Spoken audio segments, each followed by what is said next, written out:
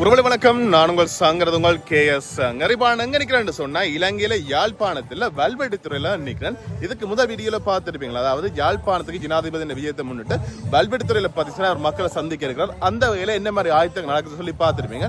இந்த வீடியோல பாத்தீங்கன்னு சொன்னா மக்கள் நிறைய பேர் வந்து கொண்டிருக்காங்க. அதை உங்களுக்கு காட்டி போட்டு அப்படி நாங்க பாத்தீங்கன்னு சொன்னா ஜனாதிபதியின் உரை, அதாவது ஜனாதிபதி என்ன கருத்துக்கள் சொல்றாரு, மக்களோட என்னென்ன விஷயங்களை பயந்து கொள்றான்னு சொல்லி தான் பார்க்க போறோம். நீங்க நிறைய பேர் சப்ஸ்கிரைப் பண்ண வீடியோ பாக்குறீங்க, சப்ஸ்கிரைப் பண்ணி போட்டு வீடியோ பாருங்க. ஓகே, வாங்க வீடியோக்குள்ள போயிடலாம்.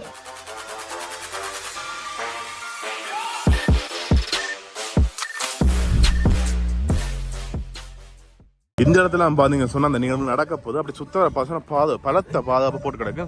நான் போன வெளியிலையும் காட்டு மஞ்சள் பாருங்க, இந்த கடலுக்கு கூடி பாதுகாப்புக்காண்டி அந்த படகு கொண்டு நிற்குது. டோரா படகு தெரியல, அந்த படகுல எப்போ சொன்னா துவக்கள் எல்லாமே பூட்டப்பட்டிருக்குது. இந்த அது எல்லாமே அப்படியே ரோந்து பணியில் ஈடுபட்டு கொண்டிருக்குது.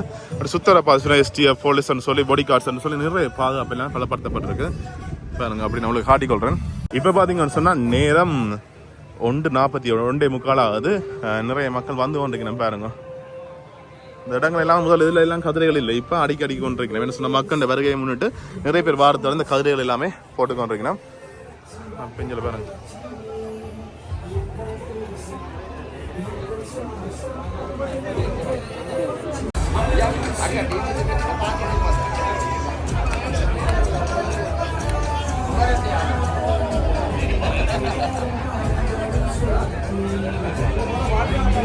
இந்த இடத்துல பாத்தீங்கன்னு சொன்னா ஜனாதிபதியுடைய புகைப்படம் வரையப்பட்ட ஒரு பட்டம் ஒன்று பாத்தீங்கன்னு சொன்னா பறந்து கொண்டு இருக்குது பாருங்க. அது மட்டும் இல்லாமல் பக்கத்தில் இன்னொரு பட்டமுமே பறக்கப்படப்பட்டிருக்குது. அப்படி இந்த இடத்துல பார்த்துட்டு மக்கள் தொடர்ச்சியா வந்து கொண்டு இருக்கு, நிறைய மக்கள் வந்து கொண்டு இருக்கு பாருங்க. அதில் பார்க்கக்கூடிய மாதிரி இருக்குதா.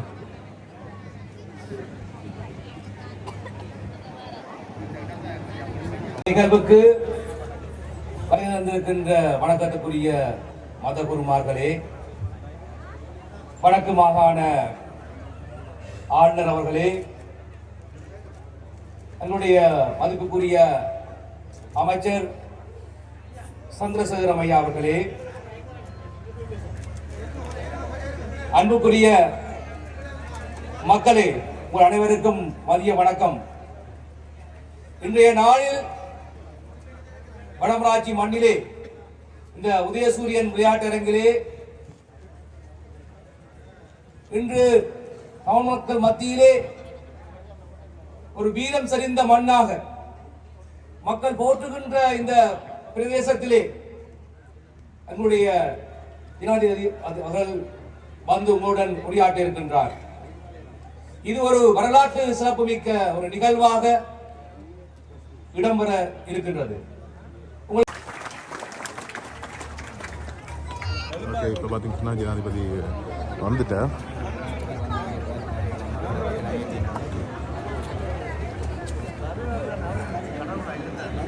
அனுரகுமாரன் சாநாயக் அவர்களே, அதே போன்று இந்த இடத்திற்கு கூடியிருக்கின்ற மத தலைவர்களே, எங்களுடைய பாராளுமன்ற உறுப்பினர்களான தோழர் இளங்குமரன் அவர்களே, தோழர் அஜீவன் அவர்களே, தோழர் ஸ்ரீ பவானந்த ராஜா அவர்களே, அதே போன்று அரசாங்க அதிபர் அவர்களே, எங்களுடைய ஆளுநர் அவர்களே, நீங்கள் இவ்வளவு நேரம் பார்த்து கொண்டிருந்த உங்களுடைய ஜனாதிபதி அனுரகுமார் சாநாயக் அவர்களுடைய வருகை, அவர்களை இந்த வல்வெட்டி மண் வருக வருக என்று அன்பாக வரவேற்கின்ற காட்சியை நீங்கள் கற்றுக் கொண்டிருக்கிறீர்கள். அவருடைய வருகை என்பது இலங்கை வரலாற்றையே மாற்றவைக்கின்ற வருகையாகும். அவர்களுடைய வருகையானது இலங்கையுடைய சரித்திரத்தில் நான் நினைக்கின்றேன் கடந்த 50 வருடங்களுக்கு மேலாக இந்த பிரதேசத்திற்கு ஒரு ஜனாதிபதி வந்ததாக வரலாறு கிடையாது. அப்படியானால் இன்றைய தலைமுறையினருக்கும் நேற்றைய தலைமுறையினருக்கும் சொந்தமாக இருக்கின்ற உங்களுடைய தலைவர் அனுரகுமார் சாநாயக்க இன்றைக்கு முதல் தடவையாக இந்த வல்வெட்டி துறைக்கு வருகை தந்திருக்கிறார். அவர்களை வரவேற்பதற்கு நான் கூட ஆரம்பத்தில் நினைச்சேன், இங்க இருக்கின்ற மக்கள் எப்படி பார்ப்பார்கள், எப்படி கேட்பார்கள், அல்லது எப்படி இவர்களை வரவேற்பார்கள் என்று நான் யோசித்துக் கொண்டிருந்தேன். ஆனால் இப்பொழுது பார்க்கின்ற பொழுது அனுரத்தோழர் லண்டனுக்கு போனால் லண்டன்லையும் சனம் நிறைஞ்சு படி, அமெரிக்காவுக்கு போன அமெரிக்காவிலையும் மக்கள் வெள்ளமென அணிதிரள்கின்றார். தென்னிலங்கையில காலியா மாத்தரையா எல்லா பிரதேசங்களிலும் லட்சக்கணக்கான மக்கள் அணிதிரள்கின்றார். ஆனால் இப்பொழுது இந்த வல்வெட்டி நகரத்தை பார்க்கின்ற போது லண்டனுக்கு மாத்திரமல்ல, அமெரிக்காவுக்கு மாத்திரமல்ல, காலி மாத்திரைக்கு மாத்திரமல்ல, எதைக்கும் எதற்கும் சளைத்தவர்கள் அல்ல என்பதை இன்று வல்வெட்டித்துறை மக்கள் நிரூபித்திருக்கிறார். அதனால் அந்த மக்களுக்கு 167 குழந்தைகள், 10 வயசுக்கு குறைவான குழந்தைகள் பாலியல் துஷ்பிரயோகத்திற்குள்ளாக்கப்பட்டிருக்கின்றார்கள். அந்த பெண்கள் இருந்த கூட்டத்தில் சொல்லிக் கொண்டிருந்த பொழுது ஒரு சில பெண்கள் அழுதாங்க. நான் கேட்டேன், ஏமா அழு? உங்கள் முன் இந்த மாபெரும் இந்த ஒன்று கூடலாக இருந்தாலும் எங்களுக்கு தெரிகின்றது, நிறைய சனம் இங்கு வழிந்து நிரம்பி இருக்கின்றார்கள். ஆகவே உங்கள் முன் உரையாற்றுவதற்காக எமது அரசாங்கத்தின் நெடுஞ்சாலைகள் மற்றும் போக்குவரத்து கௌரவ அமைச்சர் அன்பார்ந்த பிமல் ரத்நாயக தோழர் அவர்களை அழைக்கின்றேன் உங்கள் முன் உரையாற்றுவதற்காக. ලංකාවේ මිනිස්සු වැල්වැටිතුරේදී අලුත් ඉතිහාසයක් ලියන්න පටන් ගන්නවා. இன்று இலங்கை வரலாற்றிலே இந்த வல்வெட்டித்துறை மக்கள் புதிய ஒரு அத்தியாயத்தை எழுதுவதற்கு ஆரம்பித்திருக்கின்றார்கள். ඒ නිසා අන්නේ අලුත් ඉතිහාසය ලියන්න එකතු වෙච්ච ඔබ සූදනාගෙන්ම මුලින්ම අවසර ඉල්ලා සිටිනවා. அந்த புதிய அத்தியாயத்தை வரலாற்றை எழுதுவதற்கு இங்கு வருகை தந்திருக்கும் உங்கள் அனைவரிடமும் வணக்கம், அனைவருக்கும் வணக்கம் என்று கூறுகின்றார். ஒன்று கூடலிலே உங்களுடைய எதிர்பார்ப்பான, இந்த நாட்டு மக்களுடைய எதிர்பார்ப்பான, இந்த நாட்டிலே மக்கள் தலைவனான தேசிய மக்கள் சக்தியின் தலைவர், அதே போன்று இந்த நாட்டிலே உங்கள் அனைவருடைய உள்ளங்களையும் கவர்ந்த ஜனாதிபதி அன்பார்ந்த அனுர தோழர் அவர்களை அழைக்கின்றேன் உங்கள் முன்னுரையாற்றுவதற்காக.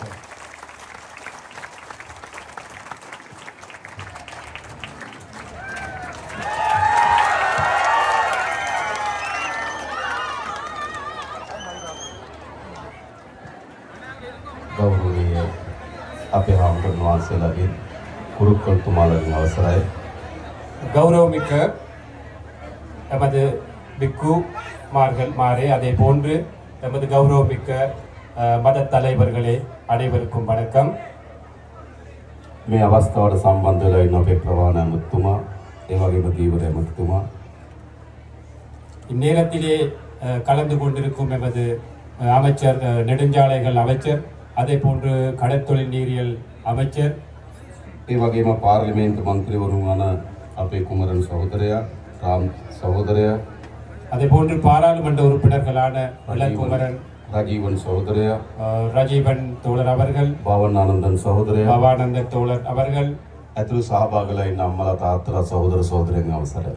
உள்ளிட்ட இங்கு கலந்து கொண்டிருக்கும் அனைவருக்கும் வணக்கம். පළමු කොටම තමුන්නාන්සේලා සියලු දෙනාටම අපි ස්තුතිවන්ත වෙනවා. පහුගිය මහා මැතිවරණයේදී මේ යාපනයේ දිස්ත්‍රික්කයේ මේ ප්‍රදේශවල විශාල ජනතාවක් අප කෙරෙහි විශ්වාස තබලා ඡන්දය දුන්නා. முதற்கண் இங்கு கூடியிருக்கும் இந்த மக்களுக்கு, பொதுவாக யாழ்ப்பாணத்தில் இருக்கும் மக்களுக்கு, இந்த கடந்த தேர்தல்களிலே தேசிய மக்கள் சக்தியின் வெற்றிக்காக பாடுபட்டு கஷ்டப்பட்டு எங்களுக்கு ஒத்துழைப்பை வழங்கிய தொடர்பாக அனைத்து மக்களுக்கும் இந்த நேரத்திலே நன்றியை தெரிவித்துக் கொள்கின்றேன். ඒ ඡන්දය ජාතික ජනබලවේගයේ ආණ්ඩුවක් හදන්න විතරක් ඉවහල් වුණු උපයෝගී වුණු ඡන්දයක් නෙවෙයි. அந்த வாக்கு என்பது தேசிய மக்கள் சக்தியின் ஒரு அரசாங்கத்தை அமைப்பதற்காக மட்டும் வழங்கிய ஒரு வாக்கு அல்ல. තමුන්නාන්සේලා ඡන්දය දීලා අපේ මන්ත්‍රීවරු ගණනාව පාර්ලිමේන්තුවට ඇරියා. ඒක අපේ ආණ්ඩුව හදන්න ශක්තිය.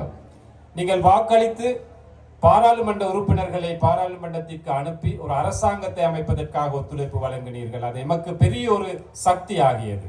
හැබැයි ඊට වඩා ලොකුම ශක්තිය තමයි අපේ රටේ ජනතාව එකතු කරන්න තමුන්නාන්සලා ඡන්දෙ දුන්නා. அதையும் விட மிகப்பெரிய சக்தி தான் இந்த நாட்டிலே மக்கள் அனைவருமே ஒன்று சேர்ப்பதற்காகவும் அந்த வாக்களித்துள்ளீர்கள். அதுதான் மிகப்பெரிய சக்தியாக நாங்கள் இந்த தேர்தல் முடிவுகளிலே காண்கின்றோம். ලංකාවේ පළමු වතාවට ආණ්ඩුවක් හැදුනා. උතුරේ ජනතාවද, දකුණේ ජනතාවද, නැගෙනහිර ජනතාවද, කඳුකරේ ජනතාවද සියලු ජනතාවගේ විශ්වාසය දිනාගත්තු ආණ්ඩුවක්. இலங்கையிலே முதற் தடவையாக ஒரு அரசாங்கம் அமைக்கப்பட்டது. இலங்கையிலே வாழ்கின்ற வடமாகாண மக்கள், தென் மாகாண மக்கள், கிழக்கு, மேற்கு, மலையகம் இவ்வாறான அனைத்து மாகாணங்களையும் பகுதிகளையும் ஒன்று சேர்த்த ஒரு அரசாங்கம் தான் இம்முறை. දශක ගණනාවක් අපේ රටේ මොන වගේ දේශපාලනද තිබුණේ? பல வருட காலமாக பல தசாப்தங்களாக எமது நாட்டில் எவ்வாறான ஒரு அரசாங்கம் இருந்தது. උතුරේ වෙනම දේශපාලනයක්, දකුණේ වෙනම දේශපාලනයක්, කඳුකර නැගෙනහිර වෙනම දේශපාලනයක්. ඒ විදිහට තමයි දේශපාලනය තිබුණේ. வடக்கிலே ஒரு தனியான அரசியல், தென்பகுதியிலே இன்னொரு தனியான அரசியல், மலையகம் அல்லது கிழக்கு மேற்கு தனித்தனியான அரசியல் தான் காணப்பட்டதாக இருந்தது. අපේ රටේ පැරණි දේශපාලකයෝ අපේ ජනතාව බෙදන දේශපාලනයක හිටියේ. எமது நாட்டிலே பழைய அரசியல்வாதிகள், எங்களுக்கு முன்னிருந்த அரசியல்வாதிகள் மக்களை பிரித்துத்தான் அரசியலை செய்தார்கள். ඒක කොච්චර බෙදුවද කියනවනම් යුද්ධයක් ඇති වෙනකම් බෙදුවා. எவ்வளவு பிரித்தாலும் கொள்கையை கடைபிடித்தார்கள் என்று கூறினால் ஒரு யுத்தம் உருவாகும் அளவுக்கு மக்களை பிரித்தாலும் கொள்கையை உட்படுத்தினார்கள். ඒ නිසා අපේ පරම්පරාව යුද්ධ කරගත්තා. ஆகவே எமது பரம்பரை யுத்தம் செய்து கொண்டார்கள். අපේ පරම්පරාව සැකය, අවිශ්වාසය, ක්‍රෝධය, වෛරය වපුරලා ජීවත් වුණා. எமது அந்த காலகட்டம் என்பது, எமது பரம்பரை என்பது சந்தேகம் அல்லது எதிர் மனப்பான்மை இவ்வாறான பல்வேறுபட்ட அந்த முரண்பாடுகளோடு தான் நாங்கள் வாழ்ந்து கொண்டிருந்தோம். අපිට තවත් බෙදෙන්න ඕනද? எங்களுக்கு இன்னும் பிரிய வேண்டுமா? බෙදෙන්න ඕනද? பிரிய வேண்டுமா? අපි ලංකාවේ පළමු වතාවට ආණ්ඩුවක් හැදුනා. ජනතාව බෙදෙන එක වළක්වලා ජනතාව එකතු වෙන දේශපාලනයකට ආණ්ඩුවක් හැදුනා. இலங்கை வரலாற்றிலே நாங்கள் முதற் தடவையாக ஒரு அரசாங்கத்தை அமைத்தோம். மக்களை பிரிப்பதற்கு பதிலாக மக்களை ஒன்று சேர்க்கும் ஒரு அரசாங்கத்தை நாங்கள் அமைத்தோம். මේ ගම්වලට මීට කලින් රාජ්‍ය නායක ජනාධිපතිවරු ඇවිල්ලා තියෙනවද? இந்த பகுதிகளுக்கு அரசாங்கத்திலே பெரிய அதிகாரிகள் அல்லது ஜனாதிபதி போன்றவர்கள் இதற்கு முன் வருகை தந்திருக்கின்றார்களா? ඇයි? ஏன் அது? බෙදුණු ආණ්ඩුවක් තියෙනකොට එහෙමයි. ஒரு பிரிந்திருக்கும் அரசாங்கம் இருக்கும் போது அப்படித்தான். හැබැයි දැන් තියෙන්නේ බෙදීම අවසන් කරපු එකතු කරන ආණ්ඩුවක්. ඒ නිසා තමයි අපි වැලි වැටි තුලියට ඇවිල්ලා මේ දහස් ගණන් අම්මලා තාත්තලා සහෝදර සහෝදරයන් හම්බ වෙන්නේ. இன்று இருப்பது மக்களை பிரிப்பதற்கு பதிலாக மக்களை ஒன்று சேர வைக்கும் ஒரு அரசாங்கம்.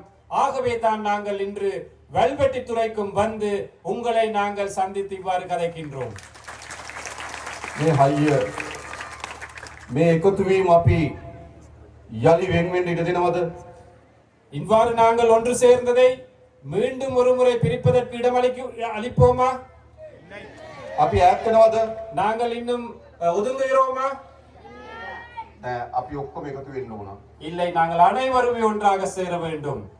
මම මේ සැරේ අයවැය ලේඛනයට දානවා අලුත් යෝජනාවක්. இம்முறை வரவு செலவு திட்டத்திற்கு தோழர் புதிய ஒரு யோசனை போடுகின்றாராம். අපේ රටේ හැම වෙලාවම තියෙන්නේ අපි එකිනෙකාට වෙනස් වූ උත්සව. நாங்கள் அனைவருக்குமே இந்த நாட்டிலே வாழ்கின்ற ஒவ்வொரு சாரார் ஒவ்வொரு இனத்திற்கு இருப்பது வெவ்வேறான விழாக்கள், வைபவங்கள். தைப்பொங்கல் உற்சවය දෙමළ ජනතාව, හින්දු ජනතාව සමරනවා. தைப்பொங்கல் இந்து தமிழ் மக்கள் கொண்டாடுகிறார்கள். වෙසක් උත්සවය බෞද්ධ ජනතාව සමරනවා. விசாக் பண்டிகை பௌத்தர்கள் கொண்டாடுகிறார்கள். ක්‍රිස්තියානි ජනතාව නත්තල් සමරනවා. கிறிஸ்தவர்கள் நத்தாரை கொண்டாடுகிறார்கள். ඉස්ලාම් ජනතාව රාමසාන් සමරනවා. இஸ்லாமியர்கள் ராமசானை கொண்டாடுகிறார்கள். හැබැයි දෙමළ, සිංහල, මුස්ලිම්, බෞද්ධ, හින්දු, කතෝලික, ඉස්ලාම් අපි ඔක්කොම එකතු වෙලා සමරන දිනයක් ඕනේ නැද්ද අපිට? ஆனால் சிங்களவர் தமிழர் முஸ்லிம் என்ற வேறுபாடு இல்லாமல் பௌத்தம் இந்து கத்தோலிக்க இஸ்லாமியர் என்ற வேறுபாடு இல்லாமல் நாங்கள் அனைவருக்குமே ஒன்றாக சேர்ந்து கொண்டாட வேண்டிய ஒரு விழா வேண்டுமா வேணாமா? අපි සැලසුම් කරලා තියෙනවා. අපි සැලසුම් කරලා තියෙන ඔක්තෝබර් මාසේ මේ සියලු ජන ප්‍රජාවන්ගේ සංස්කෘතීන්, ආහාර රටා, ජීවන රටාව, ඒ වගේම අඳින පළඳින රටා මේ ඔක්කොම එකට එකතු වෙලා සංගීතය, නාට්‍ය, කවි මේ ඔක්කොම එකතු කරලා ජාතියේ මහා මංගල්‍ය අපි ලෑස්ති කරලා තිබෙනවා. ஆகவே இந்த நாட்டிலே இருக்கும் அனைத்து மக்களுடைய ஒன்று சேர்வினால் அக்டோபர் மாதத்திலே, அதாவது இந்த நாட்டில் அனைத்து மக்களுடைய கலாச்சாரம், பண்பாடு, பழக்க வழக்கங்கள், உடை அலங்காரங்கள் அல்லது உணவுப் பொருள் தயாரிப்பு, உணவு கலாச்சாரம் இவை அனைத்தையுமே ஒன்று சேர்த்த ஒரு விழாவை நடத்துவதற்காக நாங்கள் திட்டமிட்டு இருக்கின்றோம். අපි ඈත්ලා හිටියට අපේ දරුවන්ට ඈත්ලා ඉන්න දෙන්න හොඳ නෑ. நாங்கள் கடந்த காலங்களிலே பிரிந்திருந்தாலும் எமது பிள்ளைகளுக்கு அந்த பிரிப்பதற்கான சூழலை நாங்கள் உருவாக்க கூடாது. අපේ පරම්පරාව යුද්ධ කරගත්තට අපේ දරුවන්ගේ පරම්පරාවට යුද්ධ කරගන්න ඉඩ දෙන්නේ නෑ. எமது பரம்பரை யுத்தம் செய்தாலும் எமது பிள்ளைகளுக்கு ஒரு யுத்தத்தை ஏற்படுத்த நாங்கள் கூடாது. නැගිටින සියලු දරුවන් එකට එකතු වෙන රාජ්‍යයක් බවට මේ රාජ්‍ය අපි පත් කරනවා. வடக்கு, தெற்கு, கிழக்கு, மேற்கு என்ற அனைத்து பகுதிகளிலுமே உள்ள பிள்ளைகளை ஒன்று சேர்க்கும் ஒரு தேசிய விழாவாக நாங்கள் தேசிய அரசாங்கத்தின் முடிவுகளாக இதை நாங்கள் முன்னெடுப்போம். ලංකාවේ පළමු වතාවට ආණ්ඩුවක් හැදුනා පොඩි මිනිස්සුන්ගේ ආණ්ඩුවක්. இலங்கை வரலாற்றிலே முதற் தடவையாக சாதாரண மக்களுடைய ஒரு அரசாங்கம் அமைக்கப்பட்டிருக்கின்றது. එහෙම නෙවෙයිද? அப்படி இல்லையா? මීට කලින් ආණ්ඩුව හැදුනේ ලොකු පවුල් වලින්. இதற்கு முன் அரசாங்கங்கள் அமைந்தது பெரிய பணக்கார வர்க்கத்தின் அந்த தேவைக்கேற்ப அவர்கள் தான் தலைவர்கள். තාත්තා අගමැති, අම්මා අගමැති, දුව ජනාධිපති. அப்பா பிரதமர், அம்மா பிரதமர், மகள் ஜனாதிபதி. එහෙමනේ. அப்படித்தானே? අයියා ජනාධිපති, මල්ලි ජනාධිපති. அண்ணாவும் ஜனாதிபதி, தம்பியும் ஜனாதிபதி. මාමා ජනාධිපති, බෑණන් ජනාධිපති. மாமா ஜனாதிபதி, மருமகன் ஜனாதிபதி. පහුගේ ජනාධිපති ඡන්දෙදි උත්සාහ කරා ජනාධිපතිවරුන්ගේ දරුවෝ දෙන්නෙකුත් ජනාධිපති වෙන්න. கடந்த ஜனாதிபதி தேர்தலிலே உங்களுக்கு தெரியும் 2 ஜனாதிபதிமார்களுடைய மகன்மார்களும் ஜனாதிபதி அந்த தேர்தலிலே போட்டியிட்டார்கள். එහෙමනේ. அப்படித்தானே? ඒකට බලය තිබ්බේ කාගාවද? அப்படி என்றால் அதிகாரம் யாண்ட கையில இருந்தது? උඩ ඉන්න පවුල් ගාව තමයි බලය அந்த තිබ්බේ. மேல் மட்டத்திலே இருந்த ஒரு வர்க்கத்தின் கையில தான் அதிகாரம் இருந்தது. හැබැයි මේ රටේ ජනතාව ஆனால் இந்த நாட்டிலே மக்கள் පහුගේ ජනාධිපති ඡන්දෙදි තීන්දුවක් ගත්තා. கடந்த ஜனாதிபதி தேர்தலில் ஒரு முடிவெடுத்தார்கள். උඩ පවුල් වලින් மேல்மட்ட அந்த வர்க்கத்தில் இருந்து බලය පහළ පවුල් අතර මාරු කරන්න. அந்த அதிகாரத்தை சாதாரண மக்களிட கையிலே வழங்க வேண்டும் என்று. හොඳ නැද්ද? நல்லவா கெட்டதா? නල්ලෝ. දැන් අපිට තියෙන මොකද්ද? இப்போ எங்கள் முன் இருக்கும் දැන් හදලා තියෙනවා පොඩි මිනිස්සුන්ගේ ආණ්ඩුවක්. இப்போ எமக்கு முன் சாதாரண மக்களுடைய ஒரு அரசாங்கம் இருக்கின்றது. අපේ රාමලිංගම් සහෝදරලා, எமது ராமலிங்கம் தோழர், අපේ කුමරන් සහෝදරලා, எமது குமரன் தோழர், අපේ සහෝදරවරු எமது அனைத்தும் தோழர்கள், මේ කිසි කෙනෙක් පවුල් වලින් බලය ආපු අය නෙවෙයි. இவர்கள் யாருமே குடும்பத்தில் வாழையடியாக அதிகாரத்திற்கு வந்தவர்கள் அல்ல. සාමාන්‍ය මිනිස්සුන්ගේ දරුවෝ. சாதாரண மக்களுடைய பிள்ளைகள். මේ ප්‍රදේශයේ අපේ විශාල වැඩ කොටසක් වැඩ කරන இந்த பகுதியிலே நிறைய வேலைகள் செய்கின்றோம். මේ රැස්වීම ලෑස්ති කරන්නත් විශාල වෙහෙසක් දරපු இந்த கூட்டத்தை ஏற்பாடு செய்வதற்கு கூட அதிகளவாக பாடுபட்ட අපේ රූපන් සහෝදරය எமது ரூபன் தோழர். සාමාන්‍ය මිනිස්සු අපි. சாதாரண மக்கள் நாங்கள். එහෙනම් දැන් ආණ්ඩුවක් හැදලා තියෙන මොන වගේ ආණ්ඩුවක්ද? ஆகவே ஒரு அரசாங்கம் அமைந்திருக்கின்றது. எவ்வாறான அரசாங்கம்? අපේ ආණ්ඩුවක්. எமது அரசாங்கம். එහෙම නෙවෙයිද? அப்படி இல்லையா? මේක කාගේ ආණ්ඩුවද? இது யாருடைய அரசாங்கம்? අපේ ආණ්ඩුව. எமது අපි அரசாங்கம். ඔක්කොගේම ආණ්ඩුව. எமது அனைத்து மக்களுடைய அரசாங்கம். එහෙනම් අපිට අභියෝග කීපයක් තියෙනවා. ஆகவே எங்களுக்கு நிறைய சவால்களும் இருக்கின்றன. පළමු කොට මේ ග්‍රාමීය ජනතාවගේ දුප්පත් භාවය නැති කරන්න ඕන. முதலாவதாக இந்த கிராமிய வறுமையை நாங்கள் ஒழித்து கட்ட வேண்டும். එහෙම නෙවෙයිද? அப்படித்தானே? හොඳ නිවාසක් නැහැ. சிறப்பான ஒரு வீடு இல்லை, ආදාය මාර්ග නැහැ. வருமான வழி இல்லை, පානීය ජලය නැහැ. குடிநீர் இல்லை, ගමට එන්න හොඳ පාරක් නැහැ. வீட்டுக்கு வர்றதுக்கான கிராமத்துக்கு வர்றதுக்கான දරුවන්ට பாதை ගන්න இல்லை, හොඳ පාසලක් නැහැ. பிள்ளைக்கு நல்ல ஒரு ஸ்கூல் இல்லை, දීවර රස්සාව කරන්න විදියක් மீன்பிடி නැහැ. கடற்தொழில் செய்ய முடியவில்லை. විශාල බැටකන ජනතාවක්. எந்த பக்கத்திலும் நமக்கு கஷ்டங்களே இருக்கின்றன. අපේ ආණ්ඩුව எமது அரசாங்கம், අපි ඔක්කොම එකතු වෙලා හදාගත්තු ආණ්ඩුව. நாங்கள் அனைவருமே ஒன்று சேர்ந்து அமைத்த அரசாங்கம் ක්‍රමානුකූල පියවරෙන් පියවර படிப்படியாக මේ ප්‍රශ්න ඔක්කොම විසඳන්න ලෑස්ති අපි. இந்த அனைத்து பிரச்சனைகளும் தீர்க்க தயாராக இருக்கின்றோம். හොඳද? நல்லமா? අපි ඉස්සරලම මේ අස්වැසුම දෙන ජනතාවගේ දීමනාව අපි වැඩි කරා.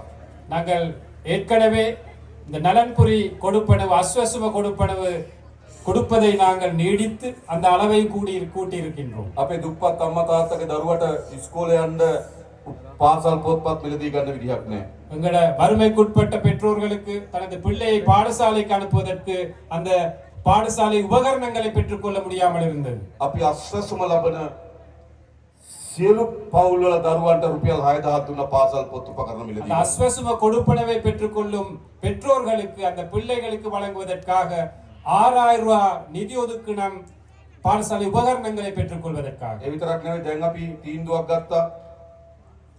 ළමයි 300ට වඩා අඩු සියලු පාසල් වල දරුවන්ට රුපියල් 6000ක දීමනාවක් දෙන්න පාසල් පොත් මිලදී ගන්න. அதே போன்று நாங்கள் இன்னொரு முடிவெடுத்திருக்கின்றோம். 300க்கு குறைந்த பிள்ளைகள் படிக்கும் பாடசாலைகளிலே அந்த அனைத்து பிள்ளைகளுக்கும் 6000 ரூபாய் கொடுப்பனவு பாடசாலை உபகரணங்கள் பெற்றுக்கொள்வதற்காக வழங்குவோம் என்று. ඇයි අපි එහෙම කරන්නේ? ஏன் நாங்கள் அப்படி මේ செய்கின்றோம்? ගම්වල දුප්පත්භාව ඉවත් කරන්න නම් දරුවන්ට හොඳට උගන්වන්න ඕන. இந்த கிராமங்களிலே, இந்த பகுதிகளிலே வறுமையை ஒழித்து கட்ட வேண்டுமானால் பிள்ளைகளுக்கு நாங்கள் சிறப்பான கல்வியை கொடுக்க வேண்டும், வழங்க வேண்டும். ඒ නිසා තමුන්නාන්සලා මහන්සි වෙන දරුවන්ට උගන්වන්න. ஆகவே நீங்களும் உங்களோட பிள்ளைகளுக்கு படிப்பிப்பதற்காக ஒத்துழையுங்கள், செயற்படுங்கள். දුප්පත්භාවයෙන් අපි මිදමු දරුවන්ට උගන්වමු. வறுமையிலிருந்து நாங்கள் மீளுவோம், பிள்ளைகளை படிக்க வைப்போம். අපි තීන්දුවක් අරන් තියෙනවා සියලු පාසල්වල ගුරු පුරප්පාඩු ඉවත් කරලා විශේෂයෙන්ම මේ අවුරුද්දේ අපි අලුතෙන් ගුරුවරු බදව ගන්නවා පුරප්පාඩු වලට. அதே போன்று நாங்கள் இன்னொரு முடிவெடுத்திருக்கின்றோம். அனைத்து பாடசாலைகளிலும் ஆசிரியர் பற்றாக்குறையை நிவர்த்தி செய்து புதிய ஆசிரியர்களை நாங்கள் நியமனம் வழங்கி பெற்றுக்கொண்டு சிறப்பான இந்த கல்வியை முன்னுக்கு கொண்டு போவதற்காக. අපේ දිසාපතිතුමා ඉන්නවා, එතුමා දන්නවා ගුරු හිගේ තියෙන පාසල් අපිට කියන්න අපි ගුරුවරු එවන්න. எமது மாவட்ட செயலாளர் இருக்கின்றார் இங்கே. நீங்கள் கூறுங்கள், ஆசிரியர் பற்றாக்குறை உள்ள பாடசாலைகள் எங்கே இருக்கின்றன என்று நாங்கள் ஆசிரியர்களை நாங்கள் அனுப்புகின்றோம். ඒ විතරක් නෙවෙයි අපි යාපනයේ පුස්තකාලේ තවත් දියුණු කරන්න ඕන. அதே போன்று எமது யாழ் நூலக சாலை இன்னும் நாங்கள் அபிவிருத்தி செய்ய வேண்டும். ඒ සඳහා මේතර ඇවැලේකෙන් අපි සල්ලි වෙන් කරනවා. அதற்காகவும் நாங்கள் இந்த வரவு செலவு திட்டத்திலே நிதி ஒதுக்கீடு செய்கின்றோம். ගම්වල අපිට යන්න තියෙන හොඳම පාර අධ්‍යාපනය. ஆகவே இந்த கிராமத்திலே எமக்கு இருக்கின்ற சிறப்பான வழிதான் இந்த கல்வியை நாங்கள் மேம்படுத்த வேண்டும். අපි ළමුන් 250ට අඩු සියලු පාසල් වල දරුවන්ට සපත්තු ගන්න රුපියල් 3000ක් දෙනවා. 250 மாணவர்களுக்கு குறைவாக உள்ள அனைத்து பாடசாலைகளிலும் படிக்கும் மாணவர்களுக்கு சப்பாத்துக்களை வாங்குவதற்காக 3000 ரூபாய் காசு நாங்கள் ஒதுக்குகின்றோம். අර පාසල් වලින් ආහාර දෙන ළමයිට එක වේලකට දුන්න රුපියල් 60යි ඒක අපි 100 දක්වා වැඩි කරනවා. பாடசாலையிலே உணவு வழங்கிய பாடசாலையில் உங்களுக்கு தெரியும் 60 ரூபாய் மட்டும்தான் ஒரு பிள்ளைக்கு ஒதுக்கப்பட்டிருந்தது. அந்த 60 ரூபாவை 100 ரூபாய் வரை நாங்கள் அந்த அளவை அதிகரிக்கின்றோம். චීන රජය අපිට එකඟ වෙලා තියෙනවා සියලු දරුවන්ට නොමිලේ ලබන අවුරුද්දේ ඇඳුම් ලබා දෙන්න. சீன அரசாங்கம் ஒத்துக்கொண்டிருக்கின்றார்கள். இந்த வருடத்திலே வழங்கியதை போன்று அடுத்த வருடத்திலும் பாடசாலை சீருடைகளை இலவசமாக வழங்குவதற்கு. ඒ නිසා අපි වැඩිම වේශ දරන දරුවන්ට උගන්වන්න. ஆகவே நாங்களும் மிகவும் கஷ்டப்படுகின்றோம் பிள்ளைகளின் கல்வி தரத்தை உயர்த்துவதற்காக. ලෑස්තිරි දරුවන්ට උගන්වන්න. நீங்கள் தயாரா பிள்ளைகளை படிப்பிப்பதற்கு? අපි සහාය දෙන්න. நாங்கள் ஆதரவு கொடுக்கின்றோம். ඒ විතරක් නෙවෙයි අලුත් දරුවන්ට අපි රස්සා දෙන්නත් උනා. அதே போன்று புதிதாக படித்து வெளியேறும் பிள்ளைகளுக்கு, மாணவர்களுக்கு நாங்கள் தொழில் வாய்ப்புகளை வழங்க வேண்டும். අපි සැලසුම් කරලා තියෙනවා මේ යාපනයේ දිස්ත්‍රික්කයේ අලුතෙන් කර්මාන්ත පුර 3ක් ඉදි කරන්න. அதே போன்று நாங்கள் எதிர்பார்க்கின்றோம் இந்த வட மாகாணத்திலே புதிய தொழில்பேட்டைகள் கைத்தொழில் மையங்கள் 3 அமைப்பதற்கு කංගසන්තුරේ காங்கேசன்துறை, පරන්තන් பரந்தன், සහ මාංකුලම් மாங்குளம் අලුත් කර්මාන්ත පුරතුනක් ඇති කරනවා. 3 புதிய தொழில்பேட்டைகள் அல்லது பொருளாதார மையங்களை நாங்கள் அமைக்க திட்டமிட்டிருக்கின்றோம். අපි විදේශගත ශ්‍රී ලාංකිකයන්ට ආරාධනා කරන වගේ ආයෝජනය කරන්න ඉන්න කියලා. நாங்கள் அழைக்கின்றோம் வெளிநாடுகளில் இருக்கும் இலங்கையர்களுக்கு, புலம்பெயர் இலங்கையர்களுக்கு அவற்றில் முதலீடுகள் செய்ய வாருங்கள் என்று. වැඩියෙන්ම මේ පළාත් වල ජීවත් වෙන තරුණයන්ගේ අපේක්ෂාව රට අත්හැරලා යන එක. இங்கிருக்கும் இளைஞர்களுடைய எதிர்பார்ப்பும் இந்த நாட்டை விட்டு வெளியேறுவதுதான் எதிர்பார்ப்பாக இருக்கின்றது. ඇයි රස්සාවක් නැහැ? ஏன் சரியான ஒரு தொழில் இல்லை. අපි කර්මාන්ත පුර ටික හදන්නම් ඕගොල්ලෝගේ දරුවන්ට රස්සා ටික හොයලා දෙන්න. நாங்கள் அந்த தொழில் மையங்களை, கைத்தொழில் மையங்களை அமைக்கின்றோம் உங்களுக்கு தொழில் வாய்ப்புகளை பெற்றுக் கொள்வதற்காக.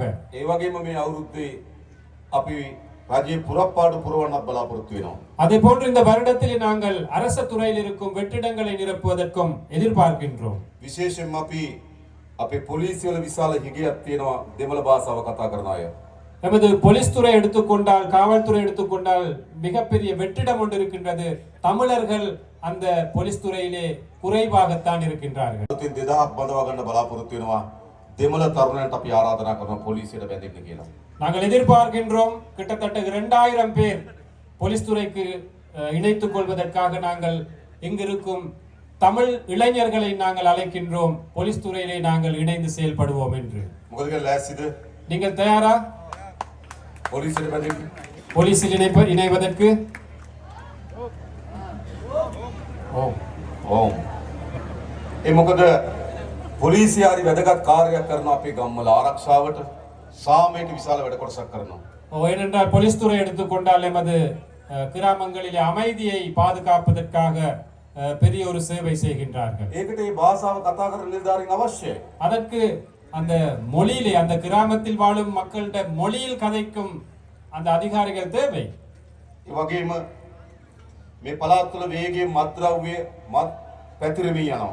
அதே போன்று எங்களுக்கு தெரியும் இந்த பகுதிகளில் கூட பாரிய அளவிலே போதை வஸ்து, இந்த பாவடை, அந்த விஸ்தரிப்பு நடந்து கொண்டிருக்கின்றது. අපේ තරුණ පරම්පරාව විශාල ලෙස මත්ද්‍රව්‍ය වලට ගොදුරු වෙමින් තිබෙනවා. நமது இளம் சமுதாயம் இந்த போதை வஸ்துக்கு பெருமளவாக அடிமைப்பட்டு வருகிறார்கள். අපි මේක නතර කරන්න තාමත් ශක්තිමත් වැඩපිළිවෙලක් හදලා තියෙනවා. இதை நிறுத்துவதற்காக நாங்கள் பெரும் சக்தி வாய்ந்த ஒரு திட்டத்தை நாங்கள் முன்னெடுத்து வருகின்றோம். හැබැයි ඔයගොල්ලන්ගේ සහායත් අවශ්‍යයි. ஆனால் அதற்கு உங்களுடைய ஒத்துழைப்பும் எங்களுக்கு தேவைப்படுகின்றது. අපි එකතු වෙලා මේ මත්ද්‍රව්‍ය තුරන් කරමු. நாங்கள் ஒன்றிணைந்து இந்த போதை வஸ்து பிரச்சனையை தோற்கடிப்போம்.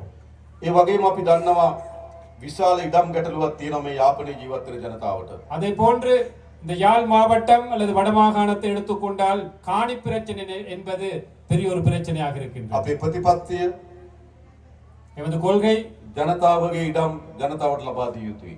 எமது கொள்கை மக்களுடைய காணியை மக்களுக்கு வழங்க வேண்டும் என்பது. ආරක්ෂාවට සංවර්ධනයට ආණ්ඩුවට ඉඩම් පවරා ගැනීමේ අයිතිය තියෙනවා.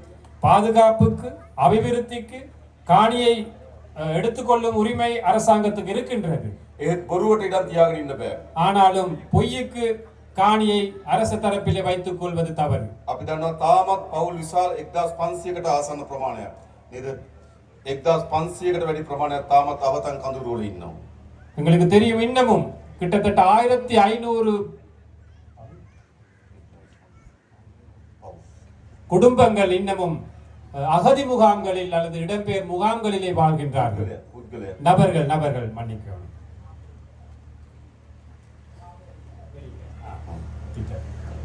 ඒ නිසා ඒගොල්ලන්ට අපි ඉක්මනින්ම තමන්ගේ වාසස්ථාන ලබා දෙන්න කටයුතු කරනවා. ஆகவே அவர்களுக்கும் நிரந்தரமான வீடுகள், வீட்டு வசதிகளை செய்து கொடுப்பதற்காக நாங்கள் முடிவெடுத்திருக்கின்றோம். අපි ඉඩම් ගැටලුව විසඳන්නම්. நாங்கள் காணி பிரச்சனையை தீர்க்கின்றோம். විතරක් නෙවෙයි ගම්වල அது மட்டுமல்ல, கிராம மட்டத்திலே විශාල ලෙස පාරවල් කඩා වැටලා තියෙන්නේ. நிறைய பாதைகள் போக இயலாத ஒரு நிலையில இருக்கின்றன. ගම් වතුර නිසා හානි වුණා. வெள்ளப்பெருக்கு பிரச்சனை இருக்கின்றது. කාලයක් තිස්සේ නඩත්තු නොකරපු නිසා හානි වෙලා நீண்ட තියෙනවා. நாட்களாக அந்த பாதை பராமரிக்கவில்லை. අපි අද දිස්ත්‍රික් සංවර්ධන කමිටුවක් ඇඳෙව්වා. நாங்கள் இன்று மாவட்ட அபிவிருத்தி குழு கூட்டத்தை கூட்டினோம். ඒදී අපි මාර්ග සංවර්ධන අදාළ නිලධාරීන්ගෙන් ඇහුවා කීයක් ඕනද පාරවල් හදන්න, මේ අවුරුද්දේ හදන්න පුළුවන් ගාන කියන්න. ඒකට අපි සල්ලි වෙන් කරලා දෙනවා. அந்த கூட்டத்திலே கேட்டிருக்கின்றார், எவ்வளவு நிதி தேவை, அந்த பாதைகளை புனரமைப்பதற்கு புதிதாக அமைப்பதற்கு எவ்வளவு நிதி தேவை, அந்த நிதியை இந்த வருடத்திலே வரவு செலவு திட்டத்திலே வழங்குவோம் என்று தோழர் வாக்குறுதி அளிக்கின்றார். පාරවලට හදන්න ඕන. அந்த பாதைகளை அமைக்க வேண்டும். ඔන්න පානීය වතුර දෙන්න ඕන. சிறப்பான குடிநீர் வசதியை கொடுக்க வேண்டும். ඒව තමයි ජනතාවගේ ප්‍රශ්න. அவைதான் மக்களுடைய பிரச்சனைகள். දැන් අපි ආණ්ඩුවක් හදලා තියෙන මොකටද? நாங்கள் ஒரு அரசாங்கத்தை அமைத்திருக்கின்றோம். எதற்காக? ජනතාවගේ ප්‍රශ්න විසඳන්න ආණ්ඩුවක්. மக்களுடைய பிரச்சனைகளை தீர்ப்பதற்கான அரசாங்கம். ජනතාවගේ ආණ්ඩුවක් மக்களுடைய அரசாங்கம் අපි හදලා තියෙනවා. நாங்கள் அமைத்திருக்கின்றோம். අපි දන්නවා දැන් කාලාන්තරයක් තිස්සේ எங்களுக்கு தெரியும், நீண்ட நாட்களாக මේ උතුරු මුහුද இந்த வடமாகாண இந்த கடற்பரப்பு විශාල දීවර ගැටලුවක් තියෙනවා. பெரும்பான்மையான மீன்பிடி கடற்தொழில்களுடைய பிரச்சனைகள் காணப்படுகின்றன. අපේ දීවර ජනතාව එකේ විශාල ලෙස බැට කනවා. எமது மீனவர்கள் அதில் கவலைப்படுகின்றார்கள், கஷ்டப்படுகின்றார்கள். මුහුදේ තියෙන පරිසර පද්ධතිය පව විනාශයට ලක් වෙනවා. அந்த கடல் அடியில் உள்ள அந்த நிலைகள் கூட, சுற்றுச்சூழல் கூட அழிவடைந்து අපේ வருகின்றன. දීවරේට මුහුද යන්න බැරි තත්ත්වයක් ඇති වෙලා තිබෙනවා. எமது மீனவர்களுக்கு கடற்தொழிலுக்கு போக இயலாத ஒரு நிலை இருக்கின்றன. මේ ප්‍රශ්න විසඳන්න ඕන. அந்த பிரச்சனையை தீர்க்க வேண்டும். අපි ඉන්දියානු රජයත් එක්ක කීප අවස්ථාවලදී සාකච්ඡා කරා. நாங்கள் இந்திய அரசாங்கத்திடம் பல தடவைகள் பேச்சுவார்த்தை நடத்தினோம். නාවික හමුදාවන්ට අපි ආරක්ෂාව තහවුරු කරන්න කියලා නියෝග දුන්නා. கடற்படைக்கு எமது கடற்பரப்பிலே பாதுகாப்பை வலுப்படுத்த வேண்டும் என்ற அந்த கட்டளை நாங்கள் விட்டிருக்கின்றோம். ද පියවරෙන් පියවර படிப்படியாக ක්‍රමානුකූලව මේ දීවරයන් මුහුණ දී තිබෙන ගැටලුව අපි විසඳන්න කටයුතු කරනවා. இந்த கடற்தொழிலாளர்கள் மீனவர்கள் முகம் கொடுக்கும் பிரச்சனைகளை நாங்கள் தீர்ப்போம். මේ මුහුද තමුන්වහන්සේලාගේ මුහුද இந்த கடற்பரப்பு என்பது உங்களுடைய கடல். මාළුවන් අල්ලන්න අයිති තියෙන තමුන්වහන්සේලාට. மீன் பிடிக்கும் உரிமை இருப்பது உங்களுக்கு. ඒ අයිතිය අපි තහවුරු කරන්න ඕන. அந்த உரிமையை நாங்கள் உறுதிப்படுத்த வேண்டும். ඒ සඳහා අපිට කාලයක් දෙන්න. அதற்கு சில காலங்கள் எங்களுக்கு வழங்குங்கள். හැබැයි විසඳන්න ඕනේ ප්‍රශ්නේ. கட்டாயமாக நாங்கள் அதை தீர்க்க வேண்டிய ஒரு பிரச்சனை. අපේ දීවර ජනතාව බයෙන් எமது மீனவர்கள் பயந்து මුහුදු යන්නේ නැතුව கடலுக்கு செல்லாமல் මුළු මාළු සම්පතම විනාශ කරමින් ஒட்டுமொத்த மீன் வளத்தையும் அழித்த வண்ணம் නීති විරෝධී ට්‍රෝලර් යාත්‍රා උපයෝග කරගනිමින් சட்டவிரோதமான ட்ரோலர்களை பயன்படுத்தி මේ කරන විනාශය නතර කළ යුතුයි. இந்த அழிவை நிப்பாட்ட வேண்டும். கட்டாயமாக නතර කරන්න ඕනේ නැද්ද? நிப்பாட்ட வேணாமா? අපි ඒක කරන්න ඕන. நாங்கள் அதை செய்ய வேண்டும். අපි ඒ සඳහා වැඩ කටයුතු කරමින් ඉන්නවා. அதற்காக நாங்கள் செயல்பட்டு கொண்டிருக்கின்றோம். මොකද මේක අපේ මුහුද අපේ ජනතාව. இந்த எங்களுடைய மக்கள், எமது கடற்பரப்பு. ඒ ඉඳ ප්‍රශ්න අපි විසඳීම සඳහා උපරිම උත්සාහයක් දරනවා. ஆகவே பிரச்சனைகள் தீர்ப்பதற்காக நாங்கள் முழு மூச்சாக செயல்படுவோம். ඒ වගේම පහුගිය මැතිවරණයේදී அதே போன்று கடந்த தேர்தலிலே ජනතාවගේ විශාල වමනාවක් තිබුණා. மக்களுடைய மிகப்பெரிய ஒரு எதிர்பார்ப்பாக இருந்தது, අපේ රටේ මේ දේශපාලන සංස්කෘතිය වෙනස් කරන්න. எமது நாட்டிலே இந்த அரசியல் கலாச்சாரத்தை மாற்றி அமைக்க வேண்டும் என்று. අපේ රටේ දේශපාලනය තිබුණේ எமது நாட்டில் அரசியல் இருந்தது, මහජනයාට වඩා උඩින් ඉන්න දේශපාලනයක්. மக்களை விட மேலாக இருக்கும் அரசியல் தான் எமது நாட்டிலே காணப்பட்டது. මහජනයාත් එක්ක සමීප දේශපාලනයක් නෙවෙයි. மக்களுடைய நெருக்கம் ஒன்று இருக்கவில்லை. නායකයෝ ඉන්නේ ජනතාවට වඩා උඩින්. தலைவர்கள் இருப்பது மக்களை விட மேலாக. මහජනයාගේ ධනෙ විශාල ප්‍රමාණයක් පාලක නාස්ති කරනවා. உங்களுடைய வரிப்பணத்தை அதிகாரிகள் எவ்வளவு வீணாக்கினார்கள். විශාල ප්‍රමාණයක් හොරකම් කරනවා. அதிகளவானதை களவெடுத்தார்கள், திருடினார்கள். අපි ඒක නතර කරපු ආණ්ඩුවක්. அதை நிறுத்திய அரசாங்கம் ஒன்று எமது அரசாங்கம் என்பது. මේ කංක සම්තුරේ හදලා තියෙනවනේ ජනාධිපති මන්දිරය.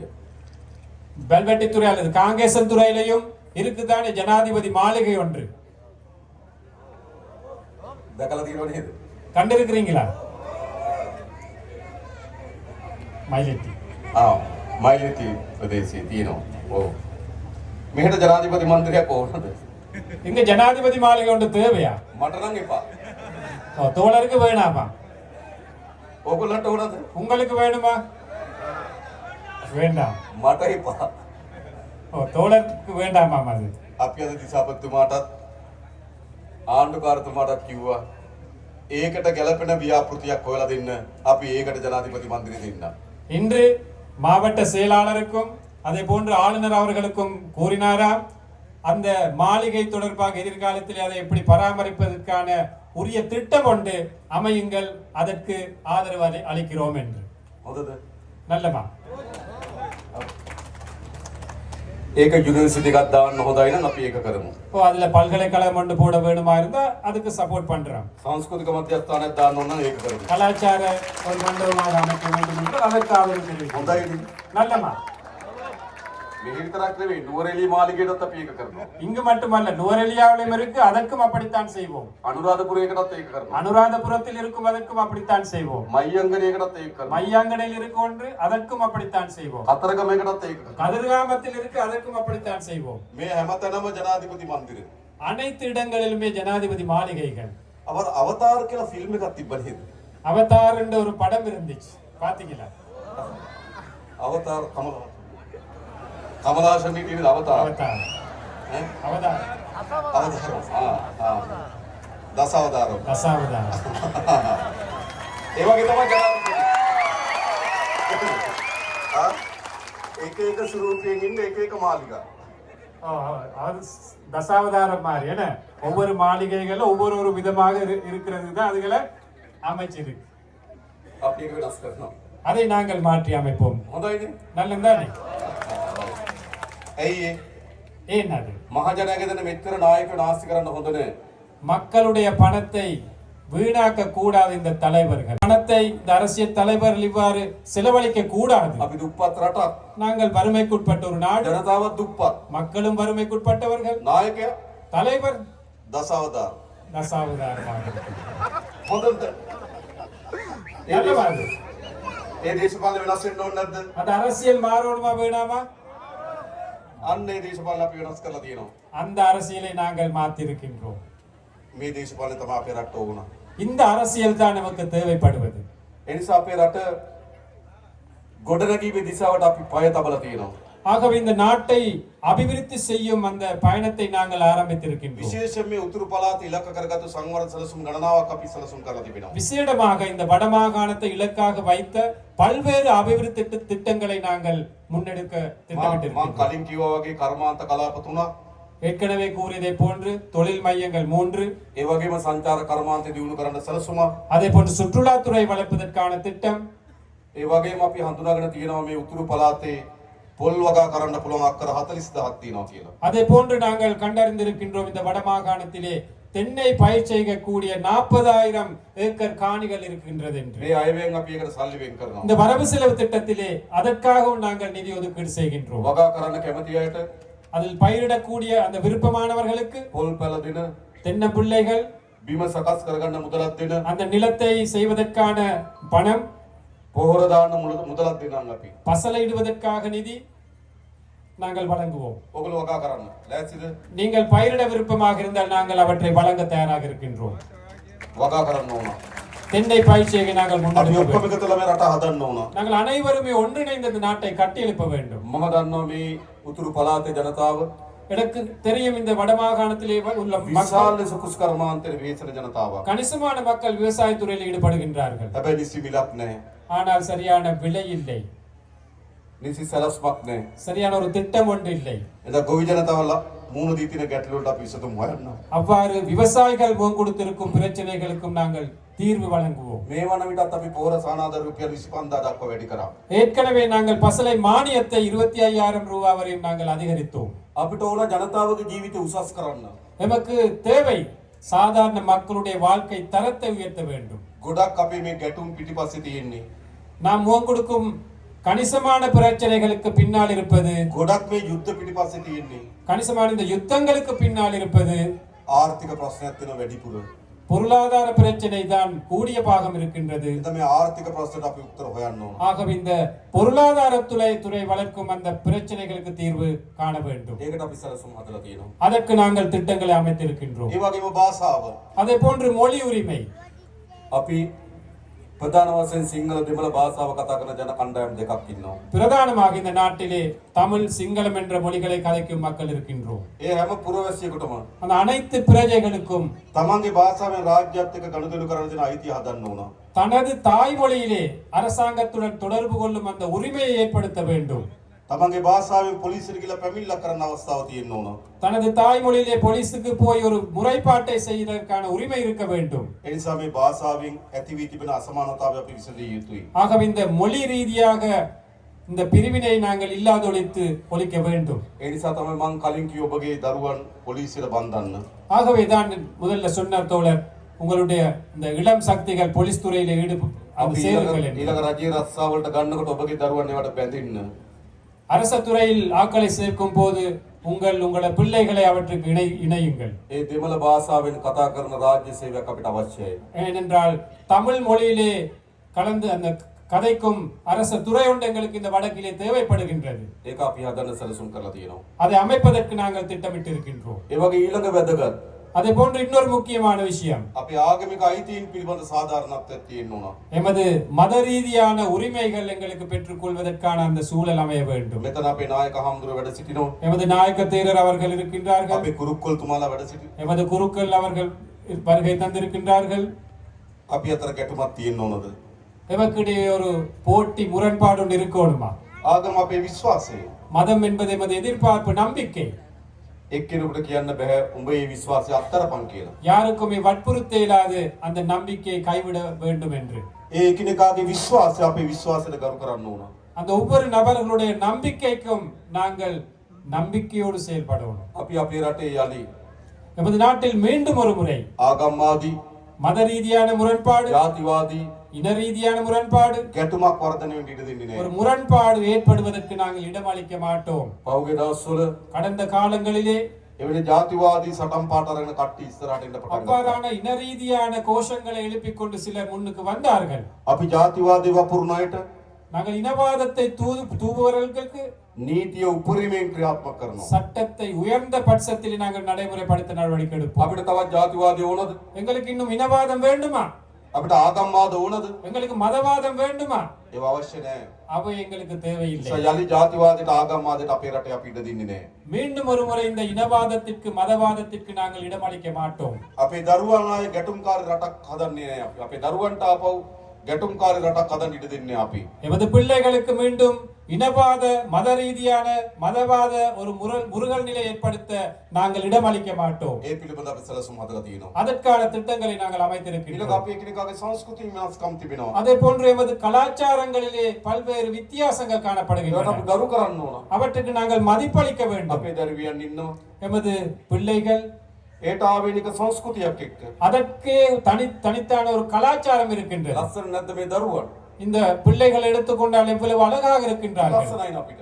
எங்களுக்கு அது மிகவும் அழகாக ඇයි இருக்கிறது. අපි සංස්කෘතියෙන් බෙදෙන්න හදන්නේ? ஏன் நாங்கள் கலாச்சார ரீதியாக பிரிவடைய வேண்டும்? අපි හැම සංස්කෘතියකටම ගරු කරන්න ඕන. நாங்கள் அனைத்து கலாச்சாரங்களை மதிக்க வேண்டும். ඒ සංස්කෘතිය රස විඳින්න පුරුදු වෙන්න ඕන. அந்த கலாச்சாரங்களை ரசனை மிக்கதாக நாங்கள் எடுத்துக்கொள்ள வேண்டும். එහෙම රටක් අපි හදන්න ඕන. அவ்வாறான ஒரு நாட்டை நாங்கள் கட்டியெழுப்ப வேண்டும். එකක් මතක තියාගන්න. ஒன்று நினைவில் வைத்துக் கொள்ளுங்கள், අපිට ගහගෙන எங்களுக்கு சண்டை பிடித்து යුද්ධ කරගෙන யுத்தமிட்டு கொண்டு තවත් දශක ගණනාවක් මේ විදිහට දුක් විඳ ඉන්න පුළුවන්. இன்னும் பல தசாப்தங்கள் எங்களுக்கு நாங்கள் வாழ முடியும் குறைபாடுகளோடு. අපේ අම්මලාගේ පරම්පරාව දුක් විඳා, எமது பெற்றோர்களுடைய பரம்பரை கஷ்டப்பட்டார்கள், අපේ පරම්පරාව දුක් විඳා. நாங்கள் எமது பரம்பரை கஷ்டப்பட்டோம். මේ ගැටුම් යුද්ධ හදාගෙන අපිට ඕන නම් අපේ දරුවන්ගේ පරම්පරාවත් යුද්ධයකට තල්ලු කරන්න இந்த පුළුවන්. முரகல் நிலை யுத்தங்களை ஏற்படுத்தி எமது இந்த பிள்ளைகளுடைய பரம்பரை எங்களுக்கு தேவை என்றால் கஷ்டமான ஒரு நிலைக்கு கொண்டு போகலாம். ඒ නිසා අපිට ගහගෙන මරාගෙන ඇනකොටාගෙන රටකට ඉස්සරහට යන්න බෑ. ஆகவே சண்டை பிடித்து முரண்பட்டு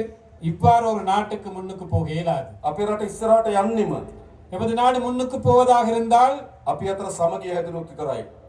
எமக்கிடையே ஒற்றுமை அமைதி இருக்க ඒ வேண்டும். නිසා අපේ ආණ්ඩුව ஆகவே எமது அரசாங்கம் විශාලතම වෙහෙසක් දරනවා. மிக பெருவளவாக நாங்கள் கஷ்டப்படுகின்றோம், செயல்படுகின்றோம். අපි අතර සමගිය හදන්න. எமக்கிடையே ஒற்றுமை ஏற்படுவதற்காக நாங்கள் ඒ සමගිය සඳහා හොඳම ධෛර්යය දුන්නේ ඕගොල්ලෝ.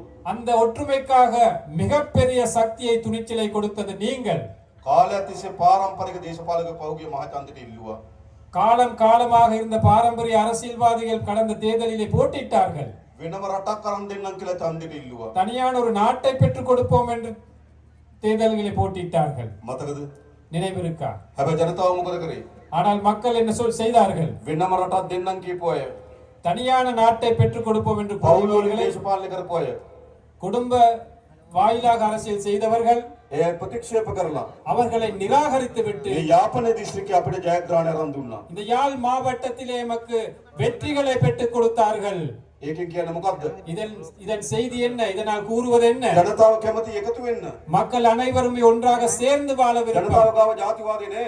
மக்கள் மத்தியிலே இனவாதம் இல்லை, ජනතාව ගාව ආගම්වාදී නෑ. மக்கள் மத்தியிலே மதவாதம் இல்லை. හැබැයි දේශපාලකයා ගාව තියෙනවා. ஆனால் அரசியல்வாதிகள் மத்தியிலே இருக்கின்றது அந்த அனைத்தும். ඕකයි ප්‍රශ්නේ උනේ. அதுதான் பிரச்சனையாக இருந்தது. උතුරේ දකුණේ வடக்கிலும் தெற்கிலும் දේශපාලකයන්ගේ පැවැත්ම උනේ ජාතිවාදය. அரசியல்வாதிகள் இருப்பாக காணப்பட்டது இனவாதம். දැනුත් නැවත නැවත දකුණේ ඉසෝසුවන්න උත්සාහ කරනවා. மீண்டும் தென்பகுதியிலே இனவாதம் தலை தூக்க சில செயற்பாடுகள் போகின்றன.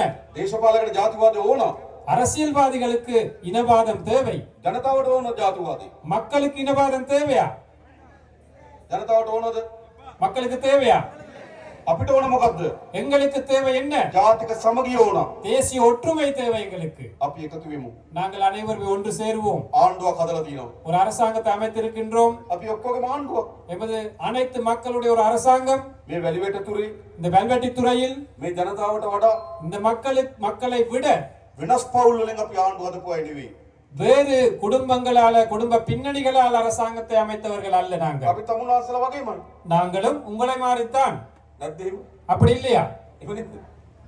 ඉතින් අපේ ආණ්ඩුවක් නෙවෙයි ඒක. அப்ப இது எங்களுடைய அரசாங்கம். අපි මේ රට වෙනස් කරමු.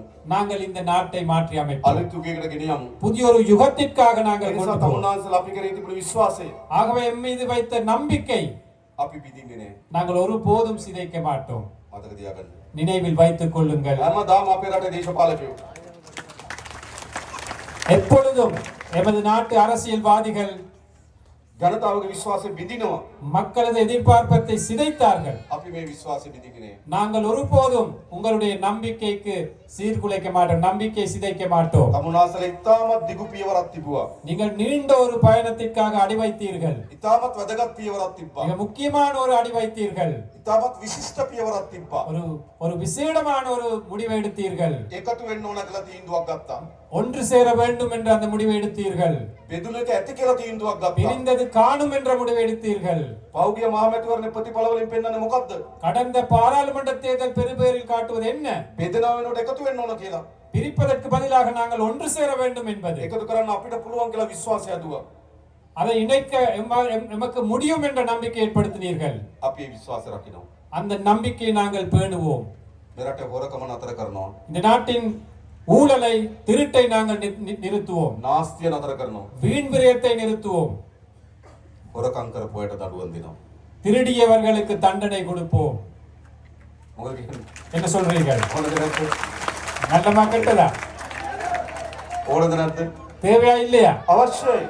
தேவை தேவை. අපේ රටේ දරුවට විඳින ඉන්ජෙක්ෂන් එකෙන් හොරකම් කරලා නම් எமது பிள்ளைகளுக்கு குழந்தைக்கு ஏத்தும் ஊசியிலே களவெடுத்திருந்தால், බාල බෙහෙත් ගෙනල්ලා නම් தரக்குறைவான மருந்துகளை இறக்குமதி செய்திருந்தால், ඉස්පිරිතාලේ හදනකොට ඒකෙන් හොරකම් කරලා නම් வைத்தியசாலைகளில் இருந்து களவெடுப்பதாக இருந்தால், පාර හදනකොට ඒකෙන් හොරකම් කරලා නම් வீதியை அமைக்கும் போது அதிலிருந்து களவெடுத்திருந்தால், කෝටි ගණන් ධනෙ එක්රැස් කරගෙන යන දේශපාලකයෝ கோடிக்கணக்கான நிதியை அரசியல்வாதிகள் ஒன்று சேர்த்திருக்கின்றார்கள். ඒ ගැන පරීක්ෂණ කරන්න ඕනේ නැද්ද?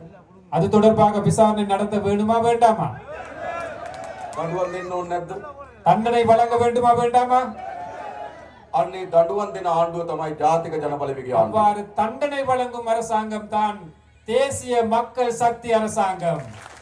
දැන් දූෂණයට සම්බන්ධ වෙන අය එක්කම එකතු වෙලා இப்போது அந்த ஊழல் மோசடிகளிலே தொடர்புடைய அனைவரும் ஒன்று சேர்ந்திருக்கின்றார்கள். පහුගිය මැතිවරණ වේදිකාවේදී கடந்த அரசியல் மேடையிலே ගොඩක් වේදිකාවලට බෙදිලා හිටියා. பல மேடைகளிலே பிரிந்திருந்தார்கள். සමහර අය කොළ පාට වේදිකාවේ, சிலர் பச்சை மேடையிலே, සමහර අය කහ පාට වේදිකාවේ, சிலர் மஞ்சள் மேடையிலே, සමහර අය දුගුරු පාට වේදිකාවේ இன்னும் சிலர் அந்த சிவப்பு மேடையிலே ඡන්දෙදි බෙදිලා හිටියා. தேர்தலிலே பிரிந்திருந்தார்கள். දැන් මොකද වෙන්නේ? இப்போ என்ன நடக்குது? අන්න ඊයේ සාකච්ඡා තියලා එකතු වෙන්න நேற்று அவர்கள் கலந்து ஆலோசிக்கின்றார்கள் ஒன்று சேர்வதற்காக. බලනකොට කවුද? யார் அதில் இருப்பவர்கள்? එක්කෙනෙක් මහ බැංකුවට ගහලා, ஒருவர் மத்திய வங்கியை கொள்ளையடித்தவர், තව කෙනෙක් ඕස්ට්‍රේලියාවේ සුද්දෙක් රවට්ටලා, இன்னொருத்தர் ஆஸ்திரேலியாவில் ஒரு வெள்ளை அந்த குடிமகனை ஏமாத்தியவர், තව කෙනෙක් අනිත් තෙල් වලින් විදු ගහලා. இன்னொருத்தர் எரிபொருளால களவெடுத்தவர். දැන් මොකද වෙලා තියෙන්නේ? இப்போ என்ன நடந்திருக்கின்றது? ඒගොල්ලෝ ඔක්කොම එකතු වෙලා මොකටද? இந்த அனைவரும் ஒன்று சேர்ந்து இருக்கிறார்கள். எதற்காக? බේරෙන්න. தப்புவதற்காக, அதிலிருந்து தப்புவதற்காக. හැබැයි ඒගොල්ලෝ එකතු වුණාට ජනතාව අපි එකතු වෙලා ඉන්න තාක්කල් ඒගොල්ලන්ට මේ වැඩේ කරන්න බෑ. அவர்கள் ஒன்று சேர்ந்தாலும் மக்கள் என்ற அடிப்படையில் நாங்கள் ஒன்று சேர்ந்து இருக்கும் வரையும் அவர்களுடைய எதிர்பார்ப்பை நிவர்த்தி செய்ய முடியாது. ඒගොල්ලෝ උත්සාහ කරන්න එකතු වෙලා පරීක්ෂණ කරන එක නතර කරන්න. அவர்கள் முயற்சிப்பது அவர்கள் ஒன்று சேர்ந்து இந்த விசாரணைகள் நடத்துவதை நிப்பாட்டுவதற்காக, එකතු වෙලා දඬුවම් දෙන එක වළක්වන්න. ஒன்று சேர்ந்து தண்டனை கொடுப்பதை நிப்பாட்டவே அவர்கள் முயற்சிக்கிறார்கள். හැබැයි උඩ ඒගොල්ලෝ එකතු වුණාට அவர்கள் மேல் மட்டத்திலே ஒன்று சேர்ந்தாலும் බිම ජනතාව එකතු වෙලා ඉන්නේ අද මේ ආණ්ඩුවත් එක්ක. கீழ் மட்டத்திலே மக்கள் ஒன்று சேர்ந்திருப்பது இந்த அரசாங்கத்துடன். ඒ නිසා මේ දූෂිතන දඬුවම් දීමේ වැඩේ අපි කරනවා. ஆகவே நாங்கள் இந்த ஊழல் மோசடியாளர்களுக்கு தண்டனை வழங்கும் அந்த செயற்பாட்டை கட்டாயமாக நாங்கள் முன்னெடுப்போம். අන්න එහෙම ආණ්ඩුවක් මේ හැදිලා තියෙනවා. அவ்வாறான ஒரு அரசாங்கம் தான் அமைந்திருக்கின்றது. දැන් එන මොකද කරන්න ඕන? ஆகவே இப்போது என்ன செய்ய வேண்டும்? අපි ඔක්කොම එකතු වෙමු. நாங்கள் அனைவரும் ஒன்றாக சேர்ந்து විශ්වාසය තබමු. நம்பிக்கையோட අත්මාර ඉස්සරහට යමු. கைவிடாமல் முன்னோக்கி போவோம். අපි හරියට සැලසුම් හදලා நாங்கள் சரியான முறையில் திட்டமிட்டு අවුරුදු කීපයක් අත්තරින් නැතුව වැඩ කරමු. பல வருட காலமாக நாங்கள் தொடர்ச்சியாக வேலை செய்வோம். අපේ මේ රට දියුණු රටක් බවට පත් කරන්න පුළුවන්. நாங்கள் இந்த நாட்டை ஒரு அபிவிருத்தி அடைந்த நாடாக மாற்றலாம். නැවත දූෂිතයන්ට, மீண்டும் ஊழல் மோசடியாளர்களுக்கு, නැවත හොරුන්ට, மீண்டும் திருடர்களுக்கு, නැවත අපරාධකරුවන්ට மீண்டும் குற்றவியல் செய்பவர்களுக்கு මේ රටේ ඉඩක් දෙන්න එපා. ஒரு போதும் இடமளிக்க வேண்டாம் இந்த நாட்டிலே. ආයි කියනවා. மீண்டும் ஒரு முறை அவர்களை நாங்கள் කියනවද? பாராளுமன்றத்துக்கு கொண்டு வருவோமா? නෑ මේක වෙනස් කරමු අපි. ஆமாம், நாங்கள் இதை மாற்றி அமைப்போம். ඒ වෙනුවෙන් අපි හැමදෙනාම එකතු වෙමු. நாங்கள் அனைவரும் இதற்காக ஒன்றுபடுவோம். අපිට විශාල සතුටක් තියෙනවා. நமக்கு மிகப்பெரிய ஒரு மகிழ்ச்சி இருக்கின்றது. මේ වැලිවැටි තුරේ இந்த வெல்வெட்டி துறையிலே මේ දහස් ගණනක් අම්මලා තාත්තලා එකතු වෙලා இந்த ஆயிரக்கணக்கான பெற்றோர்கள் இணைந்து අපිට සවන් දෙන්න අවිලා තියෙනවා. எம்மை செவிமடுப்பதற்காக අපිට வந்திருக்கின்றீர்கள். කතා බහ කරන්න අවිලා තියෙනවා. எம்மோட கலந்தாலோசிப்பதற்கு வந்திருக்கிறீர்கள். අපි විශ්වාස කරලා තියෙනවා. எம்மை நம்பி வந்திருக்கிறீர்கள். මේක සතුටුයි ගොඩක්. இது மிகவும் மகிழ்ச்சியாக இருக்கின்றது. බොහොම ස්තුතියි හැමදෙනාටම.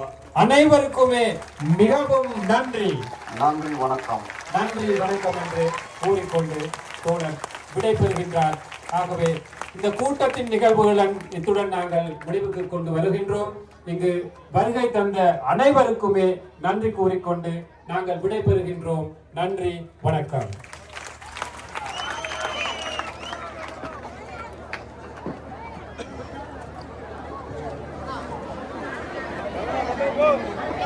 அப்படியே பார்த்தீங்கன்னா ஜனாதிபதி உரையிடம் முடிஞ்சு எவ்வளோ மக்கள் நிற்கிறேன் இந்த இடத்துல நான் எதிர்பார்க்கவே அந்த அளவுக்கு மக்கள் அலை நிறைஞ்சு வளையுது பாருங்க.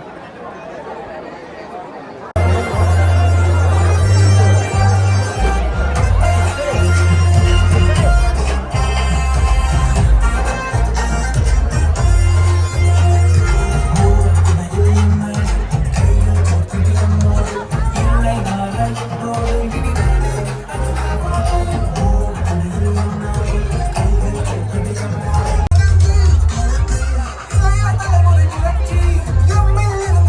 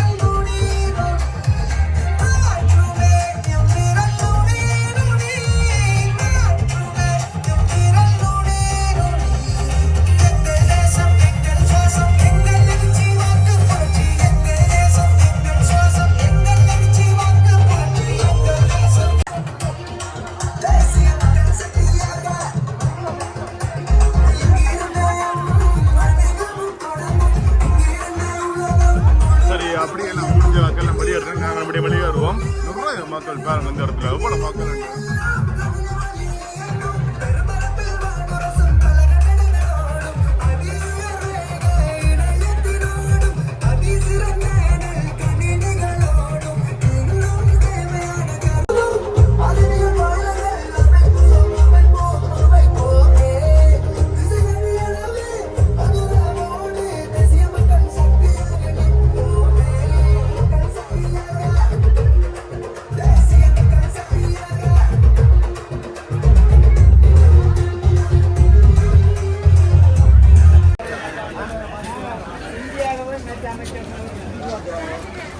ஓகே, அப்படி ஜனாதிபதி பார்த்தீங்கன்னா அடுத்தது சாவச்சியரில் இதே மாதிரி ஒரு நிகழ்வு நடைபெறப்போது அங்கே போய்க்கொண்டிருக்கேன்.